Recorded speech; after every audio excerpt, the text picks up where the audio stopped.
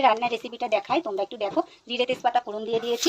আমি একটু একটু কাঁকরোল আলু একটু লম্বা লম্বা করে সুন্দর করে কেটে রেখেছি। এই কাঁকরোল আলুটাকে আমি এখন সুন্দর করে একটু ভাজবো। একটু স্বাদ মতন লবণ দিয়ে দেবো, একটু পরিমাণ মতন হলুদ দিয়ে দেবো। এটাকে আমি একটু সুন্দর করে ভেজে নেবো। দুর্দান্ত রেসিপি নিয়ে তোমাদের সামনে হাজির হয়েছি। আমি সেদিন কী খাবে ভেবে পাচ্ছ না? চলে আসো কুকুমনি রান্নাঘরে, নিত্য নতুন রান্নার ভিডিও পেতে তোমরা। একটু কাঁকরোল আলুটা সুন্দর করে ভেজে নিয়েছি।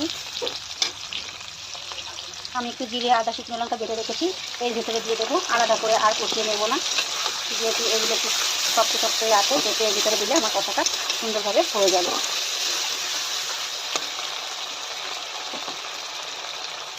একটু হলুদ দিয়ে দেবো পরিমাণ মতন, একটু লবণ দিয়ে দেবো স্বাদ মতন। এটাকে আমি একটু সুন্দর করে কষিয়ে নেব। তোমরাও এভাবে কষিয়ে নেবে, খুবই ভালো লাগবে। দেখো আমার কষাটা হয়ে গেছে। আমি এর ভেতরে একটু অল্প করে জল দেবো পরিমাণ মতো, একটু মাখা মাখা করবো, গায়ে কষা কষা করবো। কাঁকরোল দিয়ে আলু দিয়ে একটা রসা হবে, নিরামিষের দিনে খেতে খুবই ভালো লাগে।